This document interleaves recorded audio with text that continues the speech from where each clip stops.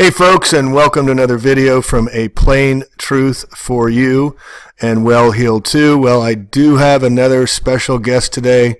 Santos Bonacci is in the house with us. He's been up here at the ranch now for how long, Santos? 1 month. Exactly. 1 month, Sunday, yeah. So we've been having a lot of great conversations and getting into a lot of esoteric knowledge. I'm learning a lot from him as he shares his great vast knowledge with all of us, and we get to enjoy what he's downloaded and shared with us all. So today we're getting into Tartarian Empire, the purging of the Tartarians, the Horde, Russian Horde, the Romanovs, all this occulted history that's been erased. And what I've learned in my, since 2007 of being a truther, an awakening, it's not what they're told, what they've told you, what they've sold you, what the public Rockefeller education has imprinted into your mind. It's what they don't tell you. It's what we find out on our own, which is the truth about flat earth, which is the truth about vaccines, which is the truth about our world today and the one world government that runs everything. So let's get into the Tartarian Empire that up until my findings are showing that up until the 1800s, maybe as late as 1820s, 1830s, the Tartarian Empire was so vast. It went all the way from China through Russia. Siberia was an empire, was the Empire of Russia, and all the way across to the United States, all the way to Oregon and Alaska. The Tartarian Empire went until the Pugachev Rebellion in 1776 and the Great Purge that looks like it ended or went all the way through to the 1830s. And then you can see, we'll show evidence in the United States where these Tartarian buildings, these incredible buildings that were allegedly built during the horse and buggy days of 10 stories of stone and incredible design, were destroyed to put in parking lots, were destroyed to put in roads. They did not want any of the remnants of the Tartarian Empire in the United States. So they literally took them down, but we still find remnants. All right, so here's Santos. He's going to give you his knowledge and his research on the Tartarians, and then we'll do a little back and forth. Santos, thanks for joining us again. Yeah, my pleasure. So, the Tartarian Empire had influence all over the world. I can see it in Australia, where I come from. I always marvelled at the beautiful buildings in Melbourne. I had a lot to do with Melbourne in my growing up in Victoria. And just recently, before I left for California, I spent 5 days in Melbourne. And my eyes were truly, truly opened, as I haven't been back there for a couple of years since I learnt about the mud floods and Tartaria, etc. And then I realised how important this empire was. I can see clearly in Melbourne because everything sort of flourished. It was founded in supposedly 1835 by John Batman. There's a road, an avenue there in Melbourne called Batman Avenue. And he purchased the land off some tribal Aborigines, etc. Usual story. Anyway, 1835 was when it was founded. Now, I've been going around Melbourne looking at some of the buildings from the 1840s, 1850s, and 1860s, and all these buildings are absolutely staggeringly glorious. Melbourne is full of glorious buildings, even though in the 70s and 80s they destroyed many of them. There was a premier called John Cain, and he was going around doing new developments all over the place, destroying these old buildings, but many remain. So I just wanted to add that, and also one more thing. Before I left for California as well, I went to a place called Gympie in Australia, in Queensland, southern Queensland, near where I lived, about an hour away from where I lived. And there's all these rumours about pyramids being in Gympie. So a friend, another flat earther, Tartarian friend I had there living there, she offered to tour Gympie with me, and I took a lot of footage. But suffice to say that I saw the pyramid stones and how they dismantled the pyramids and then laid them out in a park to make a border ornamentation sort of stonework for this park, and you can see clearly that these are old stones from a pyramid. So this is what they do. They dismantle them, use the stones for another edifice, and then rub it in your face. And what they do is, like they did with the casing stones of the pyramids in Arabia, no? We are told that they remove them and then they use them for other buildings, etc. Well, this is how they did it. They hid the evidence in such a way. So the Gympie pyramids were destroyed and reused. The stones, we saw them everywhere. And the other thing I noticed, and I'll close with this, is that walking through Gympie, all the buildings had the ancient-looking ones, Tartarian. They all had a date of around 1860, 1870. Now, this is the same date that all the buildings in Melbourne went up, Sydney, Perth, and all over the world, you know. The 1870s and 1880s, there was 2 decades when all of a sudden everybody was building. And then it stopped, and no one could build these buildings anymore somehow. And they did all this without the technology we have today. You know, with cranes, we still struggle to get a building up on time. And we're still struggling to keep up with all the demand. So how it was done? Well, you know, we know these people lived in a more glorious age. So that's been destroyed, and we have new hosts, new occupants of the system. And so that's what we're dealing with, Jamie. We're dealing with a force that infiltrated. You mentioned at the start how that happened. And of course, the Jesuits would be also masterminding the whole thing, using all their various programs and institutions that work with them, such as the Masons, etc. Yeah, and this is, you know, we're finding, I mean, look at these buildings here I'm showing on the screen here as we're talking. I mean, these are in the United States, folks. These are in Europe. These are in Moscow. These are in Italy. These are in Asia. I mean, how did they build these? I mean, what was the construction they used to erect these incredible structures that are magnificent in their designs? And they all have similar layouts. They all have very huge doors, which would validate the fact that there were giants, much larger beings than ourselves, living in those times. And also we've got to maybe get into a little bit about the Nephilim and the fallen angels that came in the 1850s, the 1870s, because that would lay the groundwork for them to take over the dynasty of the peaceful. And this is another thing we should really get into. The Great Tartarian Empire was known as the land of plenty. And as we're learning more about the land of plenty, the Tartarian Empire, they were extremely peaceful people. They all lived in harmony. They all lived together. And one of the only rules, and I'm trying to find out more research. Look at this, folks. How did they get this all underground? I mean, it's incredible. But how did they live? How did they exist for so long in peace and harmony? Well, they had one of their major rules, as far as I'm learning, is that they said if you take from the land, you must give back. They revered Mother Gaia. They revered nature, and everybody lived in peace and harmony. And what we're learning from these structures that have been taken over by the church and the religious system is that these were healing centers. These Gothic cathedrals and whatnot. How do you say it? Chartres in France. Chartres. Yeah, I can't even say it. But these great manifest of these incredible structures had magnetrons in them. And so think about it. So if you had a healing center and this grandiose design of these beautiful, beautiful buildings, and it was a healing center, you would come there to get healed. Well, does it make any sense that when the Romanovs, when the Romans, the Italians, the Jesuits, not the Italians, but the Jesuits, the religious factions took over and were somehow, that's another subject, how did they take out the empire? How did they take out the Tartarians during this period? But these people would go to these healing centers and get healed. Well, the church took over the healing centers, and then they said it was God, and they come into the church and they start feeling better, and they say, oh, it was God making you feel better, instead of the design of the church using magnetrons and magnets, which we're just learning about more today, about magnetic healing, were healing centers. And that's why everybody flocked there. Oh, by the way, on top of that, we're going to show these pictures that we've been showing here. They all have Wi-Fi towers on the top of them, right? They were all communication devices as well. And if you look at the structures, I'll get up pictures in a minute here.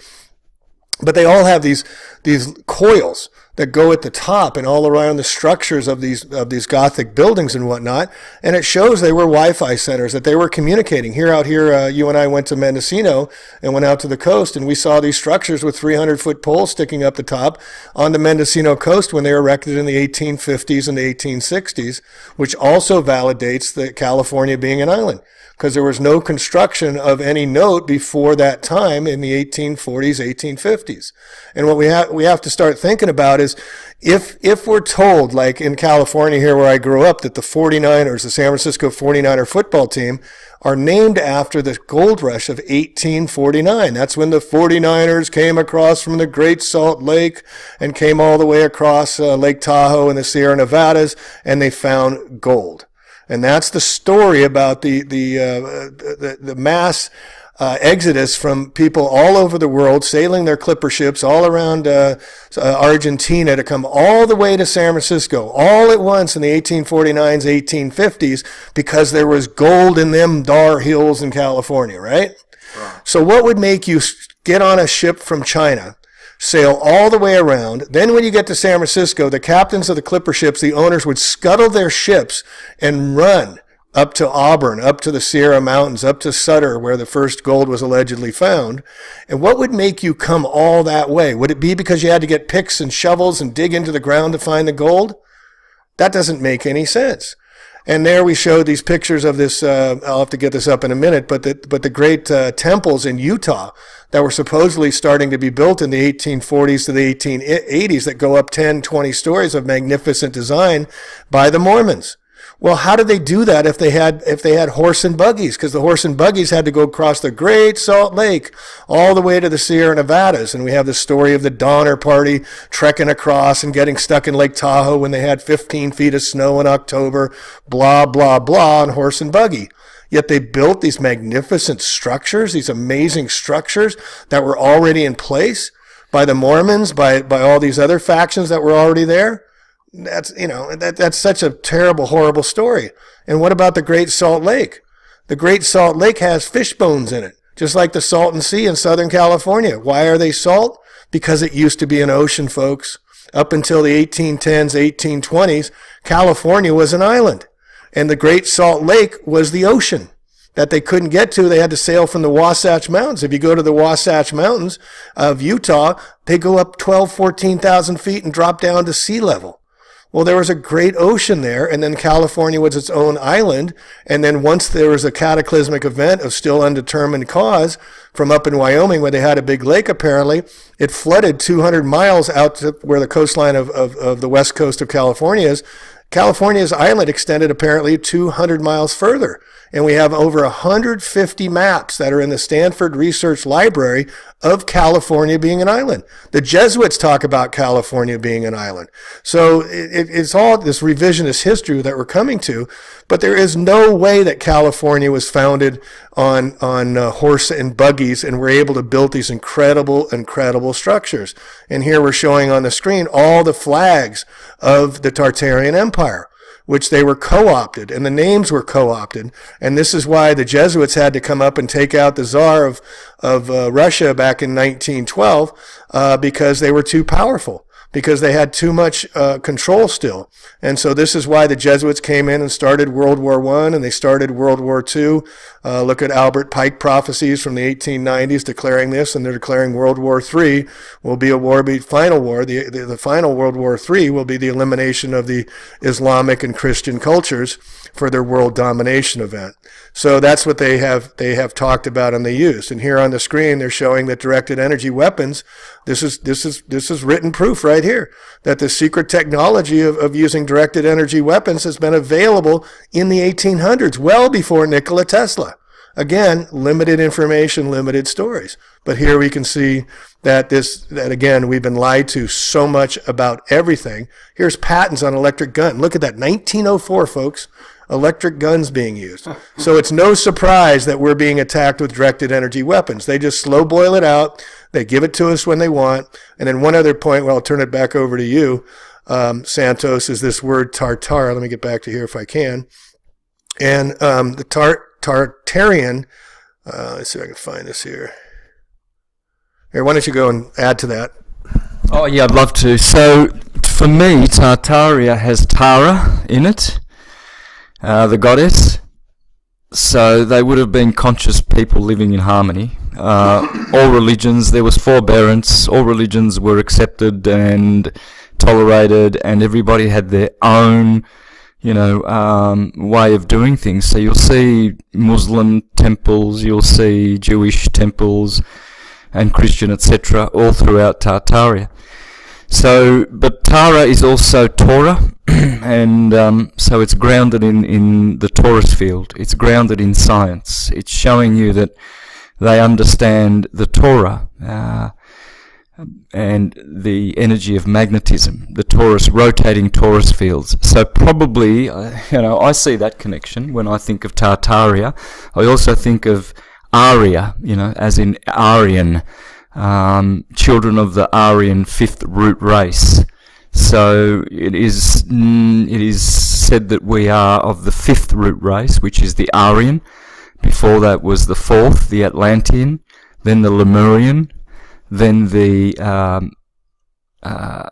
Hyperboreans, and the first root race was the Polarians. So I see Tartaria as a remnant of that, showing that they had knowledge of Taurus, the Torah, Tartar. Tartar is also in reference to the underworld, Tartarus. I remember being a very diligent Christian growing up as a Jehovah's Witness, and in the book of Revelation you would often read about Tartarus, where the devil and Satan and all the demons and evil people are perishing. So again, it's a word for me that symbolizes all the world, the torus field, or the torus that we live in. We live inside a massive torus field which we call the solar system. And, so that would be Tartaria. It's a Taurus, and we are the Aryan race, and Tara is the goddess, So I see a lot in that word. For me, there's more to it than just a pretty name, although I love the name Tartaria. It sounds just like, utopia to me, or it has that ring to it as though it was a place where humanity really, really flourished.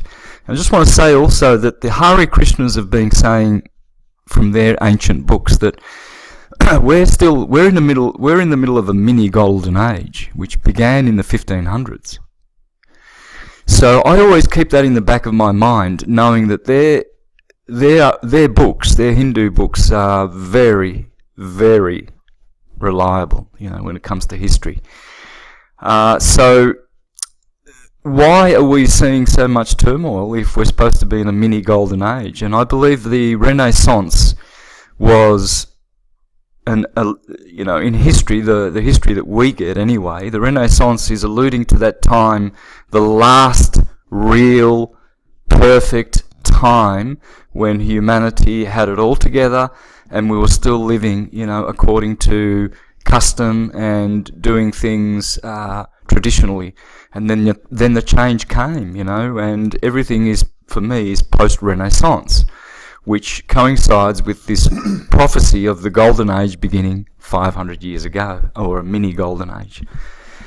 So that's what I, conjure up when I think of Tartaria. I think of the system in the Bible, in the last book of Judges. It says there that the people of Israel did not have any judges, nor did they have kings, and they did all according to their own hearts.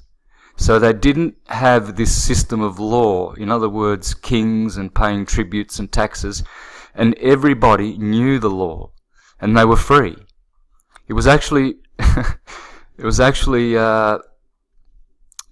pointing to the fact that that is the pristine way of living, and I think Tartaria absolutely symbolizes all that. That's why all the memory of it has been wiped from the books, Even in the Russian Revolution, they destroyed what remained of Tartaria in Russia because it just wouldn't go down. For hundreds of years, the Russians were just too, they were more urban and, more rural than urban, and they kept their sovereignty. So what they did was they destroyed that portion of Tartaria that was left, and they made a state just east of Moscow, which is called Tartaria, I think it is. Jamie, I don't know.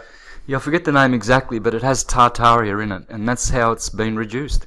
It's still there, but it's only like a couple of 100 square miles, and must have been a great humiliating defeat, and a real injustice to the beautiful world that was.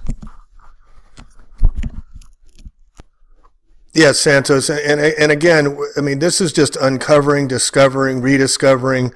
I mean, there's nothing new under the sun, right? No. We're just learning this occulted revisionist history, and this book, I can only find it in Russian by Mr. Fomenko and Nozovsky, the Epoch of the 13th Century. And what these statisticians, mathematicians, historical researchers wrote about in very extensive detail was that the history was only been written since the 12th century. The 12th century is all written record, according to these gentlemen, that all the written history only goes back to the 12th century. So you start with 12th century AD. They get into the Christ event. They get into the whole history of everything, but it's all being only known since the 12th century of what we know today. Everything before that has been made up or co-opted of the truth to what we know today. So if that's true from the 12th century to the 19th century, we're only talking 700 years of history. 700 years of history as opposed to 3000 BC, right? So what we're talking about is 5,000 years minus 700 years. Mm-hmm. So 4,300 years of, excuse me, folks, bullshit. Right? Yeah. So I want to read to you a little bit about the division of the remains of the Russian Horde. Now, the Russian hordes, remember, hoarding is a bad thing if you're hoarding and whatnot. Well, that used to be the name of the empire, the land of plenty, the benign empire that governed, not governed, but helped the people, assisted them over history up until they were taken out, up until 1820s or so, starting in the 1776, and that's what I'm going to get into. Remember, 1776, United States was founded. Well, and then we know that not many know that February 21st, 1871, the Corporation USA, also known as Washington, D.C. What does District of Columbia mean, folks? Nobody knows that they founded the corporation. But before that, 1776, on May 1st, Adam Weishaupt, the Freemason founder, founded the United States in May 1st, 1776, and then July 4th is when they tell us to celebrate. But here, listen to this. Up until the 18th century, there existed a vast Moscow Tartary, a gigantic fragment of the former empire. According to Encyclopedia Britannica of 1771, Moscow Tartary was the largest country in the world. It is depicted on various maps of the 18th century. Moscow Tartary originated in the middle reaches of Volga. This Moscow was not far from the border with Moscow Tartary. The town of Tobolsk was pronounced its capital. The name Tobol was underlined on several maps. The Bible medieval Russia was referred to as Rosh, Meshke, and Tubal. Excuse my pronunciations. Ros, Moscow, and Tobol. Moscow Tartaria spanned the Urals, Siberia, Central Asia, the Far East, Alaska, and North America. Think about that, folks.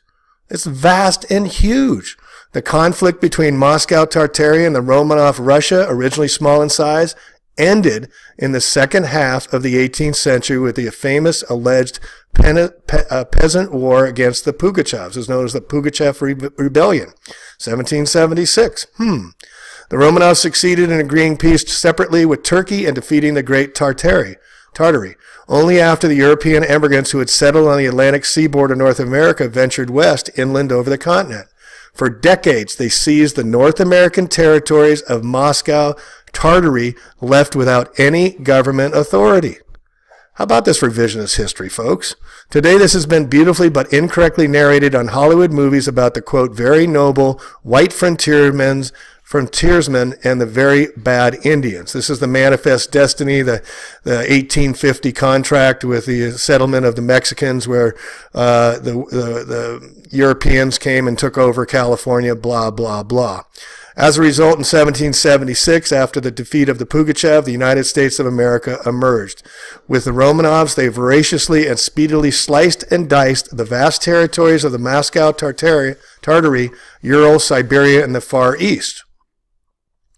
In America, Alaska and Oregon was ceded to the Romanovs, the rest of North America to the USA. And out here in Mendocino County on the west coast, northwest coast of California, we have Fort Bragg and others that were supposedly allegedly settled by the Russians. And if you're talking flat Earth, and what was the senator up in Alaska? I could see Russia from Alaska. She famously said, I can't think of her name right now, a little ditz, but she was actually correct. So it makes total sense that the Russians would came down and settled on the west coast here, because it's connected right to Alaska, right across, and that they were moving all the way from the west to the east and the east to the west. The rest of North America to the USA. After failing to maintain these beautiful, bountiful lands distant from St. Petersburg and unwilling to obey their usurpers, both Oregon and Alaska were given away to the U.S. for a notably paltry sum. What was the sum? Where was the contract? How come that's not known? The very fact of the existence of Moscow Tartary up until the end of the 18th century and the division of its vast territories between the conquerors was wiped clean from the history books, both in the Old and the New worlds. Up until now, the native Russian population of America is being persistently forced to forget their language and their past. In the 18th century, there existed another Tartar state, the independent Tartary, with its capital in Samarkand. It was another large splinter of the Russian horde. Unlike Moscow Tartary, the fate of this state is known. It was conquered by the Romanovs in the middle of the 19th century. Samarkand, the capital of the independent Tartary, was seized by the Romanovs' army in 1868. Before the defeat of the Pugachev, the entire Siberia was on the whole a country independent of the Romanovs. As a matter of fact, there were a number of states. Only after the victory of the Pugachevs, the Romanovs began to place on the map of the Russia the country's names famous in the old Russian history. The country's provinces of the Mongol Empire. Now, a lot of this Tartarian conversation goes back to Mongolia with Genghis Khan, who apparently, as I'm understanding, revisionist history here, that Genghis Khan was one of the rulers, if you like the word ruler. What do rulers do? They rule you. That presided over the vast empire from Mongolia, which is completely erased from the history books as well. So these names of the old imperial provinces were on the Russian coat of arms. After the breakup of the empire, the Romanovs began the rewriting of the history of Russia. In particular, it was necessary to relocate these names from Western Europe to some place far off into the wilderness, which was done. But only after the victory over Pugachev and the Pugachev rebellion, notably, it was done rather quickly. This is what I want to get into, folks. If you researchers out there, how did they take over? Did they use directed energy weapons? How did they take over this vast empire, the Romanovs? The Romanovs began to replace the coats of arms of the Russian cities and regions only in the second half of the 18th century, middle 1700s, folks, 1770s to 1780s. On the whole, in 1781, the change of the coat of arms began 6 years after the victory over the Pugachev, the last independent Hordean Tsar, or the military commander of the Tsar of Moscow, Tartary. So do you want to add anything to that? Yeah, it looks like this is a case of organizations seeing the potential for power back in those days, and it seems to be that bloodline families with a lot of money are behind all of this. They back them, they back these takeovers. And you can see that clearly with America, for instance. You see very wealthy Roman families that were putting their money in funds, what they call the fondi in Venice and in Genova at the time of this so-called discovery. And what happened was you'll see that the families who financed these takeovers, their names are still all over the place. The biggest backer was the Columbus family, or what's known in Italy, in Rome, as the Colonna family, as in the Latin word for column, and their insignia is a column. Christopher Columbus was a Colon. His name was Cristobal Colon. So that comes to Collins in English. And the Collins family is far more powerful than the Rockefellers in this country of America, or the United States, I should say. They own Columbia Pictures, District of Columbia, together with the Farnese family, because the Pentagon is modeled after their palace in Rome, the Farnese family. And the other family is the Orsini family. The Orsini and the Colonna family were fighting for papal power all throughout the Middle Ages, and by decree a pope stopped them from shedding so much blood to get to power. These families were at each other's throats for hundreds of years, and then they got together at this time around the Renaissance, before the Renaissance, when they realized they could just destroy Tartary and the balance and harmony that it was, and take over. So these names, you see, when you see Columbia Pictures, the Knights of Columbia, the District of Columbia, the State of Columbia in Canada, the Country of Columbia in South America, this is all their holdings. This is all their names are on those countries. You know, the Collins family. It's the same family. And then you'll see the Farnese family, Pallavicini family. And so these people are the ones, the Farnese and the Borgia family are the ones who created the Jesuits. Now the Borgias, they are the ones who carved up the Americas. That's the Pope who divided South America between Spanish-speaking on the west and Portuguese on the east. They marked a line which is, I think, about, 1,500 miles west of Rome, and then they carved up the Americas. The Borgia family. This is the family who, with the Farneses, created the Jesuits. And then this is where it all ties into the flat Earth, Jamie, because it was the Farnese Pope whom Copernicus dedicated his book to. On his deathbed. Lo and behold, he dedicated his Pope to Alessandro Farnese, Pope Paul III, in about 1542, just 2 years after the Jesuits were created. So what they destroyed is not just Tartaria and balance, Jamie. They destroyed and went after the true cosmology of the Earth, which is geocentric and astrological. And they attacked our holy sciences and syncretism. They destroyed a lot more than just, architectural and political harmony. They absolutely went after our truth. Our diets changed as well. They became more gross, whereas we were much more, toward liquid and breath, when people were surviving on just few nourishments of the solid type, just leaves and herbs and fruits. But the biggie is the stationary flat Earth. They want us to be moving. They want us to be godless. They want us to be in a world where everything is uncertain. We're flying around, who knows where. And yet we never see any new stars in the skies to suggest, and give us evidence that we're actually moving through space. No parallax, no distortion of constellations, no new stars, no brightness and dimming of stars that we're leaving behind, and brightening of stars which we are coming toward, not in thousands and thousands of years of recorded history. So how they did this was they created a revolution, and it's called the Copernican Revolution.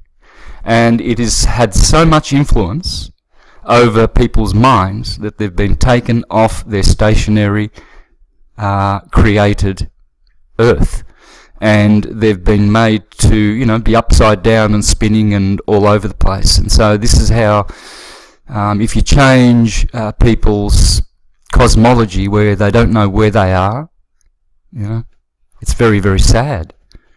And so people are lost, and they're lost because they don't know their location.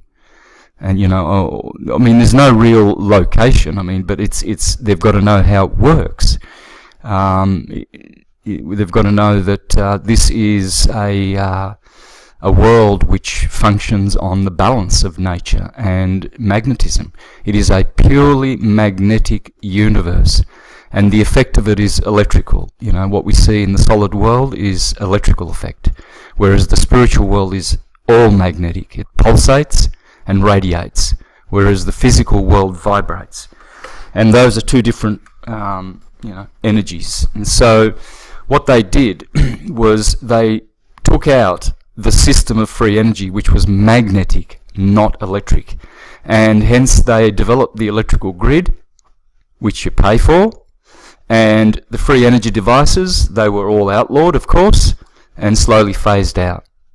And so now we're coming back to free energy. We're starting to realise with people like Schallberger and all those great avant-garde scientists, Tesla, etc., that we can actually harness the longitudinal wave, which is the radiation pulse wave, and now pulse weapons are coming back. They've always been there, as you said, Jamie. They've had patents since the 1800s, so the technology has always been there. It's just that what we're allowed to, witness and experience in our world has been limited for a reason. And let's hope that those limitations are going to come off, with the new energy, the new wave of energy that's coming through. I believe that the new wave of energy that's coming through is magnetic.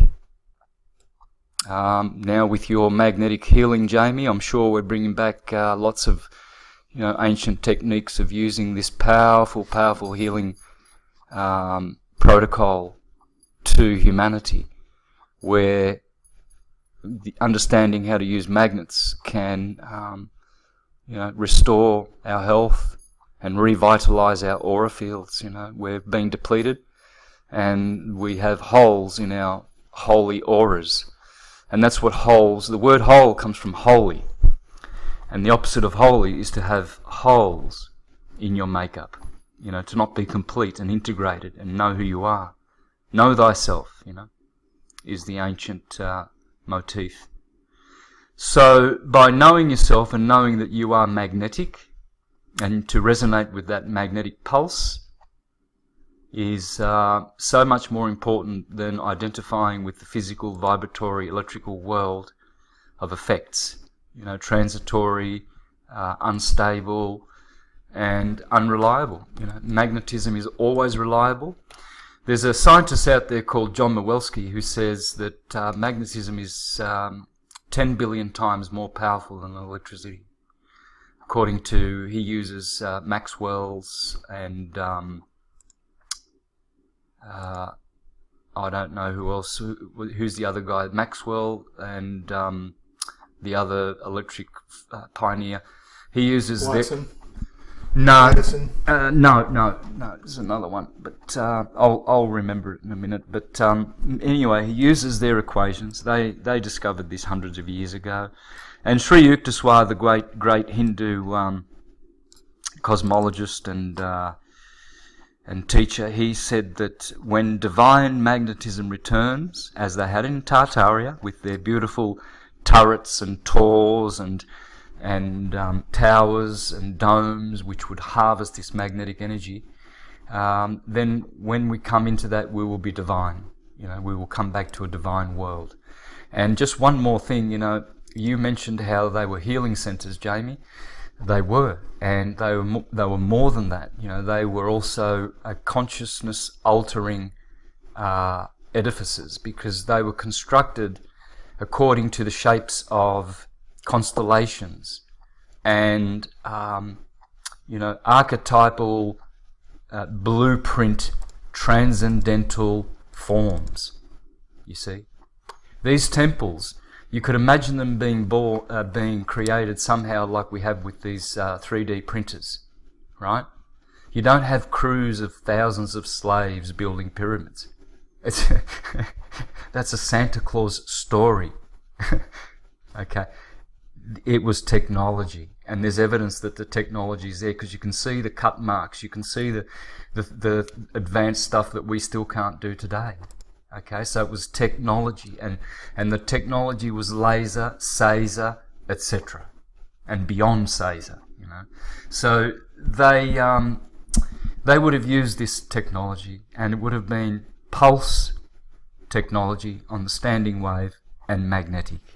No moving parts, no wearing parts, just pure magnetism. So, this is what Tartaria, which I see as Tartaria, Taurus and the Taurus fields, rotating magnetic fields. Torah is backwards for rotate. So you can see that rotate is in the word Tartaria, Yeah, there you go. So, hand it over to you. I learned a lot from you. Thank you, Santos. And I want to add to that what my dear friend Bruce Hillier came up with. Washington, D.C., we talked about the District of Columbia. What's Colum? And he was getting into, and remember, all these terms and everything there's double-edged swords. There's many, many meanings. And what I discovered, uncovered, and rediscovered was that Colum, Augustine de Chardin Colum, I believe, again, it was the 17th, 18th century, he came up with electromagnetism, that the earth had ether, the air, ether. And Santos and I were talking about this last night. Maybe we can add to it. But he came up with electromagnetism and rediscovered electromagnetism. And then J.J. Thomson, some 60 years later, took what Augustine de Chardin Colum had found. Colum was a civil engineer in England, and he learned how to kickstart it and make it into perpetual electromagnetic energy. AC, alternating current, and then Nikola Tesla took that information and made the Tesla coil. So District of Colum could actually be related to electromagnetic energy. And that ties into our voting or our volting, where we go to the polls and we charge the candidate. Candid means white light, white glory. And we go to the polls to charge the candidate to elect them or electrify them. And so it's all been made into this masculine, male, dominant Mars pushing out. Magnetism is pulling back. It's the attraction principle, folks. It is about bringing us back into homeostasis. And this is why this biomagnetism is so important for everybody to get their heads around about this healing protocol that's simple. It's elegant. It's the feminine divine. So what does negative magnetic energy do? Well, it increases your cellular oxygen. Is that good? Well, I'd think so. But if it's a masculine, it decreases your oxygen. What if it's pulling fluids and gases into you? It's good. Fluid retention encourages deep restorative sleep, fights infection, promotes mental acuity, supports biological healing, reduces inflammation, normalizes acid base. Because we've been acidic, we've been pushed into our acidic male pushing out of homeostasis. Magnetism brings us back in. MAGA, magnificent. Magnetron, magical, all these words with mag again. Make America great again. See, he's mocking us with mag, right? Mm-hmm. It's right in front of our faces, and for those with eyes to hear, or ears to hear, and eyes to see, it's right in front of us. Reduces, dissolves fatty deposits, relieves, stops pain. All of these are positive, folks, but they made the word, just like they make black a negative, they made negative a negative. But what creates life? Two negatives. At the very base of our DNA, two negatives make a positive. All right? Two positives do not make a negative. Can I just make a comment on that North Pole and South Pole, brother? According to Ken Wheeler's work, North Pole is blue shift, right? So he doesn't see magnetism as poles. He doesn't believe they exist. But they do, because the field is blue shift, red shift. South Pole is red shift. So he points his seeds to the North Pole, his magnets, the North Pole to his seeds, and he gets much better yield with his seeds with the North Pole.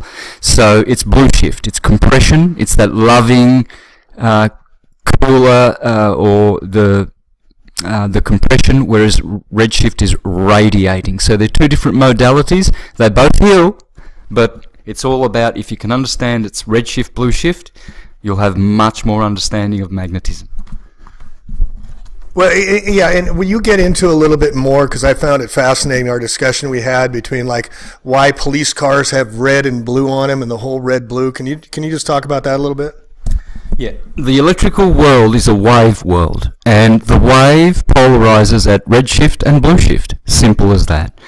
All torus fields are redshift, blue shift. The top is blue, the bottom is red, always. Now, this is why you have red pill, blue pill, red blood, blue blood. Violets are red, roses are red, violets are blue, Republicans are red, Democrats are blue, neither of them gives a hoot about you. But these colours are the colours that denote polarity in the electrical world. Everything is polarised thusly. Look at the rainbow. One end is red, the other end's got the blues. The rainbow knows that. Your torso, which is a torus field, which is a rotating electrical magnetic field, it is blue shift at the top. The top of the torso is the throat chakra, blue. The bottom of the torus torso is red. So you see, red is always below. It's infernal. It's the colour of, hell, yeah? And the bottom chakra is nicknamed Sodom, yeah, where sodomy happens. Sodom, and then Gomorrah is the sexual chakra, the second chakra. These are rotating magnetic fields, you see. And so red is always associated with that earthly sensation down below, and then the green heart chakra is the door, the portal, to go up to the throat, the blue, which is the colour of the heavens. And then you enter the violet at the very, very top, and you are at the crown of glory, you know. So the rainbow, everything you see is redshift, blue shift, and that's denotes the wave. It's a polarised phenomena, you know, whereas magnetism is not, is a unified field. It's what they call where entangled particles are meeting, you know, because it's a field. There's no particles, they don't exist. The world is a pulse wave world. It's not a particle wave world. Walter Russell taught us this. It's all frequencies. There are no particles. They don't exist. What exists is pulses. And Bruce Cathy, a New Zealand scientist, also did a lot of work into dimensions and energy. He says that the universe is pulsating, and it's in the gaps where there is a nothingness, where the magic happens. But because we are so fixed, and our eyes and our senses are too slow to see the gaps of the pulses, pretty much like your fluorescent lights, you know, or our AC lighting, it's actually flashing, okay? We can't see that flash because the eye is too slow to pick that up. It's not a continual DC flow of light, you see? And this is how the universe is coming to us. It pulsates. Pierluigi Iguina, the great Italian genius, he also said he studied the sun for 30 years and the magnetism of the sun and how it rotates above the stationary earth. And he says it's in the ether, rotating over the earth and creating solar energy. And this is the magnetism that he's talking about, that is in the ether. You know, the weather, you were talking about ether weather yesterday. Same word, yeah. You just put a W in front of ether and you get weather. And what were the other ones you were coming up with? All the elements. Water, it's another way of saying weather, you know. Ether, air has weather in it because it creates the weather. It's the magnetic pulse, which, because it radiates, it generates a wave, you see. Because as it propagates through the medium, whether it's the ether or the air or fire, whichever element, water, the waves come from pulses, you see, and they have redshift, blue shift phenomena associated to them. Whereas magnetism is white light, it does not vibrate. as Walter Russell, showed. It's all about frequencies, and there are no particles.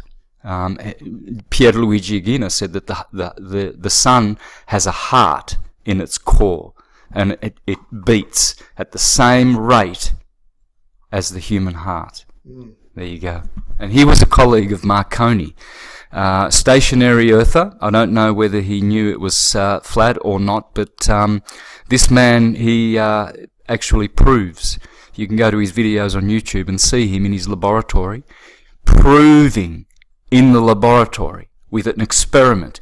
Okay, we don't have George Airy anymore. We don't have Sagnac and all these guys who did their interferometer tests, but we do have Pierluigi Aguina.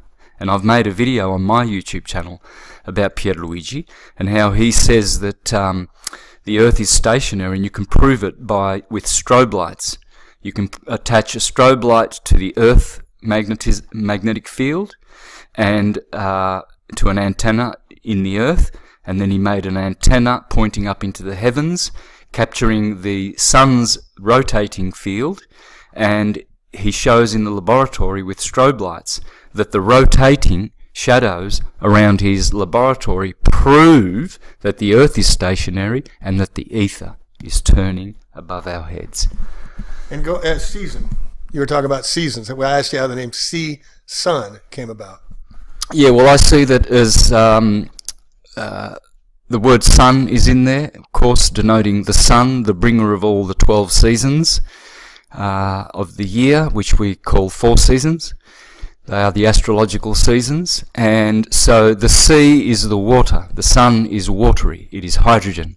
And it is swimming in the waters of heavens. The canopy above our heads, which is the waters above in Scripture. And it is the firmament. And it has its ecliptic placed in the firmament, as it says in Psalms. It's like a bridegroom in its tent.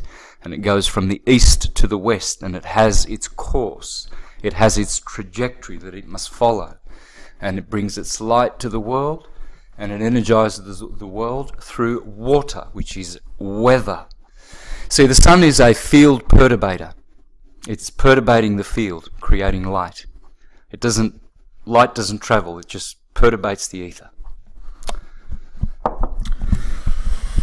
Well, yeah, and so electromagnetism is a three-sided coin, right? We have electromagnetism, we have electric, which is Apollo, which is Thoth, which is creative principle, which is wisdom, which is the male principle, which is just shooting your sperm out in every direction with no content to it whatsoever.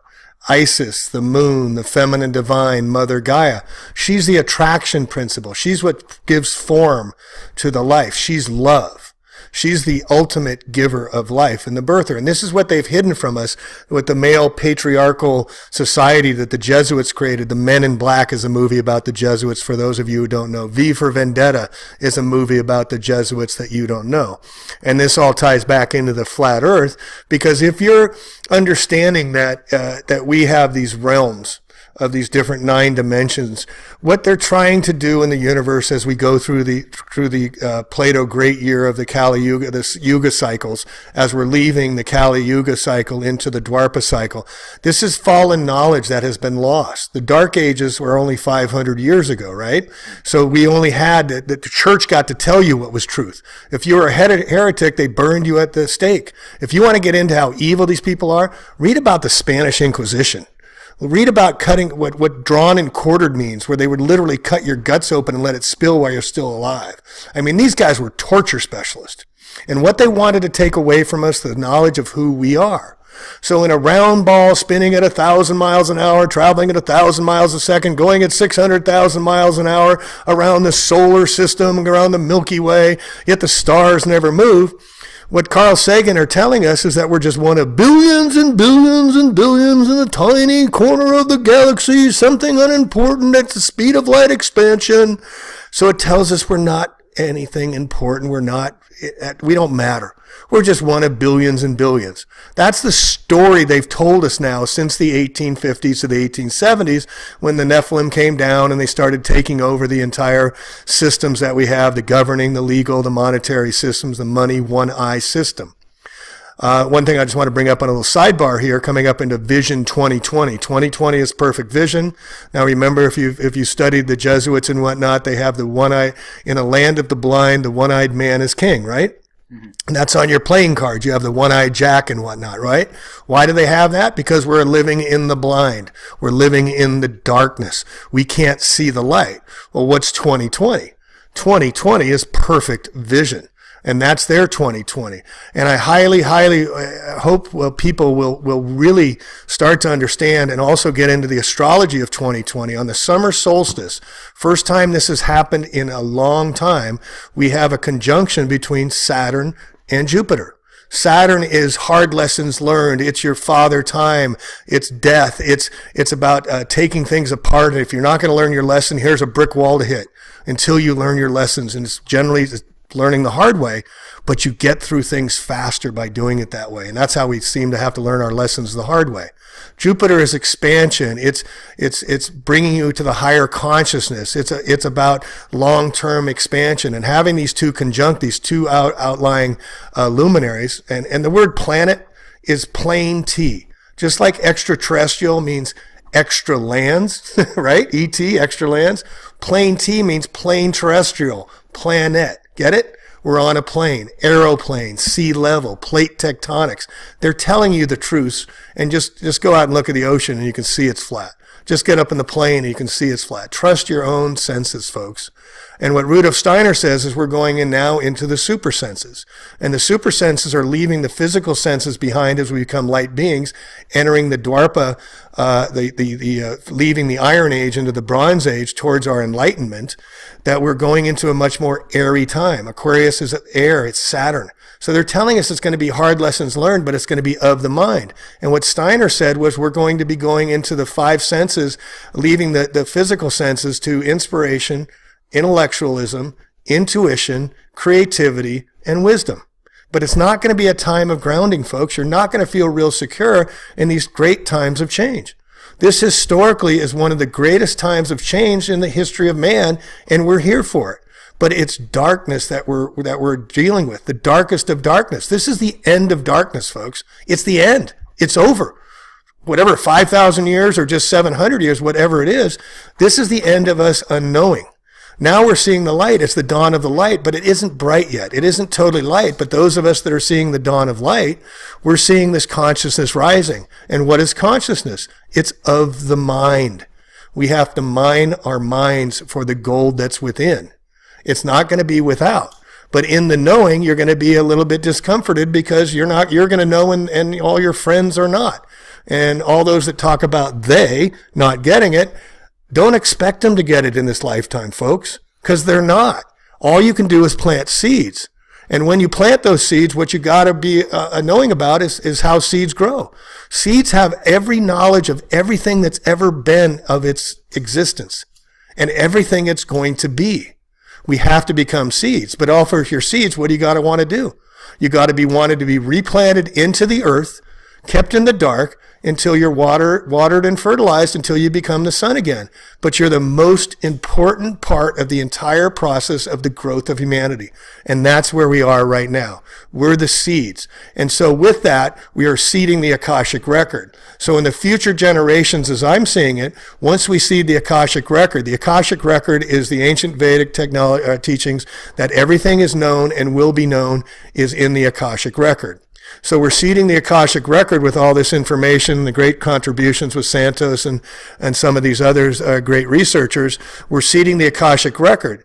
So in the future generations that become more intuits, that become more of a knowing, just knowing, they will be able to tap into this information that we're seeding today in the Great Library. And the Great Library is being brought up again with this knowledge. And so the work is very important, but don't expect to get the credit, what I call the echo. Don't put it out there and expect people to jump over and say, hey, yeah, you're right, the earth is flat. Hey, yeah, you're right, we've been lied to all these times, because they have been have been professionally programmed. All the schools and what the Rockefeller education systems has since the 1870s have been brought up to dumb us down and numb us down and to form us into these beings that are just obedient slaves who just do what they're told. They look on this black screen and they say, oh, I read it on a screen, so it must be true. And they're getting rid of books. So as soon as they turn off the screens or make it inaccessible, what are you left with is knowledge. Well, you're going to have to become into it. You're going to have to meditate. You're going to have to find your inner self. And this is what I get into, is why I think these directed energy weapons, these lasers, are all being turned on us right now. It's making us focus on energy, subtle, universal energy. It can be used to harm. Think of the word pharmacy, folks. What's the root word? Harm. What's the root word of pill? Ill. All right? It's all Western medicine. Take a pill, cut it out, radiate it. We'll treat the disease, never prevent it, because we got to make money, because it's a capitalist capitalizing system. And look at where we are today. We become slaves to the system. To break free is hard, folks, but until you can grow your own food, until you know have your own power, until you have your own water systems, you're not free, because you're going to be dependent on them, where you have no idea where your water, food, or energy comes from. And so you're going to have to vote or volt for those in power that you're never going to meet, never going to know. Think about this one guy named Trump. What is the Trump card in bridge? It's the last card played that wins the game. Gabriel's trumpet, Genesis 17:4, the 7 trumpets, right? Trump has the gold towers. What's the new $100 bill on the right side? It's all in gold with the Declaration of Independence written in cursive writing, the second paragraph talking about abolish government. Well, we're $23 trillion in current debt. I was in finance for 20 years. And all these, I can't believe that all my finance buddies are just drinking the Kool-Aid, say, yeah, it's going to be ugly when it crashes. Yeah, it's going to be much worse than the Great Depression. Yeah, we've never been in this much debt to our children and their future. And nobody cares. Nobody seems to even care until it happens. We've already got a huge homeless problem in California, Washington, Oregon, and around the country. And we're not even crashing the markets yet. So until you get back to your common unity, your community, start saving your seeds. You know, why did Bill Gates from hell build the Svalbard, Norway seed vault, where he took all the heirloom seeds around the world and put them in a vault in the glaciers of Norway back in 2007? Well, what are they doing now? They're coming out with the meatless Beyond Meat, meatless meat that's made from a petri dish. And this is really critical for people to understand. This new Beyond Meat that came public and went up 290% the first day of trading, the biggest move it's had, any kind of IPO, initial public offering stock has had. And then Tyson Foods announced they're getting into the meatless petri dish, and they're selling it to the vegans as meatless. And the way they do this is because the process of making this, you take a chicken thigh, a cell, you take a chicken leg, a cell, or whatever, and you clone it in the petri dish, and you can self-replicate this cloning until you get it to a process that's below the level of FDA, USDA requirements of what to be called meat would have to be. So it's really based on meat and chicken and beef, but because it's under the USDA, FDA requirements, and they don't even regulate this stuff, they can call it meatless. And all the vegans and vegetarians are jumping down, hey, it tastes like meat, I enjoy this, it's protein, it's garden-based. No, it's made from a petri dish. But what to critically understand about the future of our pea food and our mutant food is it doesn't cost anything for these guys to make this fake food coming out, this faux food, because it's made from a self-replicating petri dish. All the farmers are going away. Why do you think they flooded out the Midwest this year with all the massive water, where some 40% of the acres didn't get replanted this year? What is the future of food, fake food? What does this fake food do to the synthesizing transhumanist aspects? If we are what we eat, what is this going to do to humanity? What is this going to do to the future of our children? What is this going to do to all of us? And then also, let me finish the rant here, because I'm putting out another video about the mass vaccination, mandatory vaccinations just been declared in California. They just passed 2 laws the other day by Governor Newsom, went to Jesuit school, that says that the United States, or California, will no longer allow doctors to write exemptions for vaccines. Now, the U.S. medical world ranks 38th out of 38th in modern countries in quality of care. but number one in cost. And the state is mandating that doctors no longer have the authority to determine what might be at risk for vaccines for children, even though they've paid out over $4.5 billion from the National Vaccine Injury Compensation. $4.5 billion have been paid out for children that have died, that have been severely injured and crippled from vaccines. And they're taking the power away from the doctors to determine that vaccines are unsafe for this child. And they're making it Orwellian. This is the state of Orwell. I mean, this is incredible that people are not more uprising, but now we're seeing the mother bear come out. And this is really interesting that California is the bear country, right? We have the bear as our symbolism, because that was the bear revolution that started the Europeans from taking out the Mexicans. That's why we have a bear flag. So, and also Lake Tahoe is known as the Great Mother Bear, which matches the sky with Ursa. Is it Ursa Major, the Great Bear? Yep. And so all of this ties into why it's California, why it's happening here. But the mothers were chaining themselves. I put up a video. The mothers were chaining themselves to the Sacramento courthouses and the judiciary offices, not allowing people to get in. They will not allow their children to be abused anymore. And the mother bear is rising. And I said there's two things that are going to happen when this great revolution of change is happening. One, when women start stepping up and saying, you're not doing this to my child. We're seeing that now. And two, when women stop dyeing their hair. Coal tar ash is used as a carcinogen in dyes in hair. Why do you think there's so many issues with instability in people that are taking dyes in their hair and not knowing? Because it's a carcinogen. It's going right into the follicles, into your brain by design to make you crazy, to make you irrational, to make you unstable. So there's options now, myhairprint.com. Santos and I and Mari here, we all got a kit. And Santos, maybe you can talk a little bit about myhairprint.com. But this is the answers, folks. This is the other thing, and then I'll turn it back over to Santos, is one thing I've learned in my 62 years of existence here is living out in nature as I do now, is nature balances. She will not give you just hitting you on the back of the head without giving you answers of how to stop getting hit on the back of the head. She will not give you hard lessons without giving you love too. She will not give you the darkness without giving you the candles to light into the darkness. And once light goes into darkness, it is never darkness again. It is your shadow. Own it. It is not darkness anymore because you shone your light into that darkness. Darkness cannot put out light. Only light can extinguish darkness. So folks, be the light, be a torch in this great, great time. It's not about you, it's about us. And if we can start the process rolling, the ball rolling, and be the seed, our children and their children's children will be the fertilizers, will be the water, will be the harvesters. And then one last thing, which I don't think we've talked about yet, is how astrology and agriculture works. So do you remember when Aries was the beginning of the new growing season, right? So in April 1st, right, the beginning of the new season, we have Aries. And what's Aries? It looks like a sprig that's growing out of the ground, right?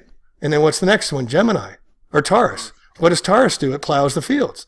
And what does Gemini do? It seeds and it harvests until we get to Virgo, which is the sheath, which is the wheat, which is the harvest in abundance. So even in astrology, it says get back to the lands, folks. Get back to knowing your sources.